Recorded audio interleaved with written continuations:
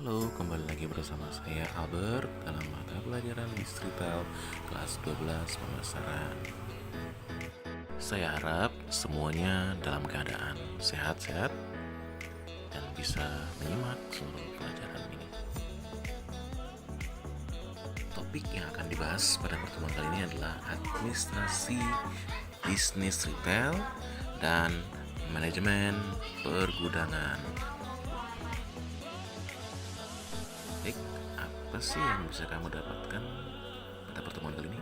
Yang pertama adalah kita akan mengetahui kegiatan administrasi bisnis. Yang kedua, menjelaskan manfaat administrasi bisnis. Yang ketiga, menjelaskan pengertian gudang dan pergudangan. Yang keempat, menjelaskan jenis-jenis gudang. Dan yang kelima, menjelaskan kegiatan administrasi yang terdapat dalam gudang.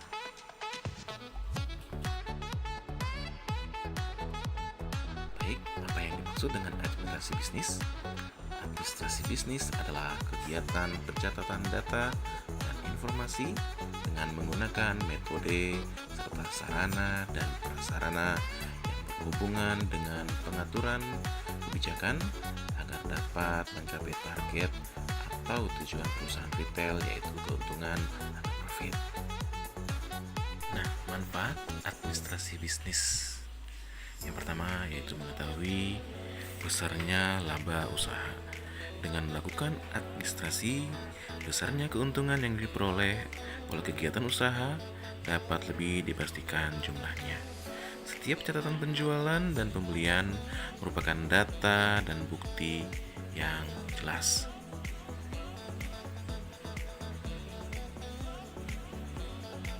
Manfaat administrasi bisnis yang berikutnya adalah menghindari risiko kerugian.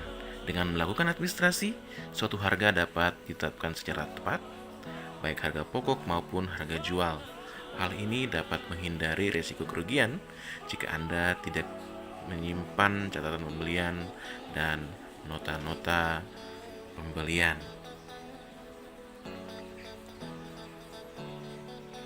Manfaat yang ketiga yaitu mengetahui data pengembangan bisnis. Jika sebuah bisnis telah menerapkan administrasi dengan baik, besarnya penjualan setiap bulan atau setiap tahun dapat dibandingkan dengan mudah. Besarnya persentase pertumbuhan bisnis juga dapat diukur dengan mudah, sehingga pemilik usaha dapat mempertimbangkan keputusan untuk penambahan agar bisnisnya dapat lebih jauh berkembang. Yang berikutnya, sebagai informasi bagi investor, seiring dengan kemajuan bisnis yang Anda jalani, tentunya Anda akan melakukan penambahan modal agar bisnis Anda lebih maju dan berkembang. Mungkin Anda akan mencari investor atau rekan bisnis. Investor bisa perorangan atau lembaga seperti bank, koperasi, dan lembaga lainnya. Siapapun investor bisnis Anda, tentu mereka memerlukan suatu data untuk mengetahui seberapa besar kemajuan usaha dan laba usaha Anda. Data yang lengkap menjadi dasar bagi investor untuk mengambil keputusan. Data yang lengkap ini bisa diperoleh jika bisnis yang Anda jalankan telah menerapkan administrasi dengan baik.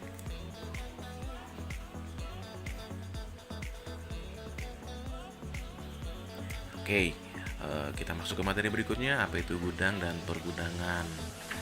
Gudang adalah sebuah ruangan yang digunakan untuk penyimpanan berbagai macam barang.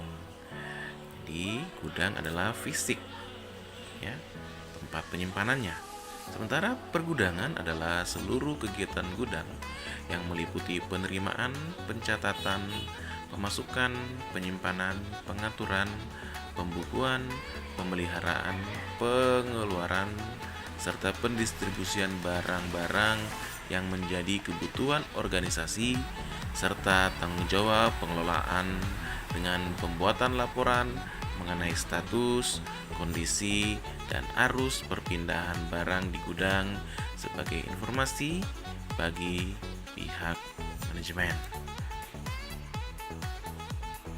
Baik, jenis-jenis gudang ya, berdasarkan jenisnya secara umum Ada gudang barang dagang umum untuk barang hasil pabrik ya. Tipe gudang ini digunakan oleh pengusaha pabrik, distributor, dan para pelanggan sebagai tempat penyimpanan yang praktis untuk berbagai jenis produk.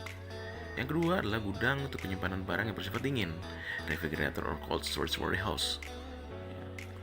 Gudang ini menyediakan lingkungan yang penyimpanan yang dapat dikendalikan temperaturnya. Biasanya digunakan untuk menyimpan barang-barang yang tidak tahan lama seperti buah-buahan, sayur-sayuran, dan barang-barang farmasi, kertas fotografik dan film, dan barang-barang lainnya yang membutuhkan fasilitas ini. Yang ketiga adalah gudang dengan pajak atau bonded warehouse. Gudang ini digunakan untuk menyimpan barang-barang yang terkena bea atau pajak seperti tembakau, minuman beralkohol impor. Meskipun disimpan di gudang, pemerintah tetap memegang kendali dalam menyalurkan barang-barang tersebut sampai di pasaran dan importir. Baik, gudang berdasarkan material yang disimpan ada 3. Yang pertama adalah gudang penyimpanan bahan baku. Gudang yang menyimpan semua material yang dibutuhkan selama proses produksi.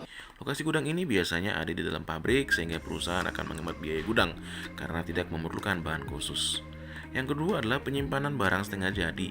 Dalam industri manufaktur terdapat hasil produksi yang tahap pengerjaannya harus melalui beberapa tahapan. Gudang ini digunakan untuk penyimpanan hasil produksi yang masih dalam masa tunggu untuk diproses ke tahapan berikutnya. Contohnya, pada pabrik furniture, kayu-kayu yang siap dirakit atau dibentuk disimpan di sini. Yang ketiga adalah penyimpanan produk jadi. Gudang penyimpanan produk jadi di sini ya, gudang yang digunakan untuk menyimpan produk atau barang jadi yang siap didistribusikan. Bentuk gudang dan sistem penyimpanan disesuaikan dengan ketahanan produk dan sistem penyimpanan yang diharapkan. Contohnya, produk furniture siap dijual. Baik, demikianlah pertemuan kita kali ini. Kalau ada pertanyaan, boleh disampaikan di kolom komentar. Terima kasih atas perhatiannya. Salam SMK hebat.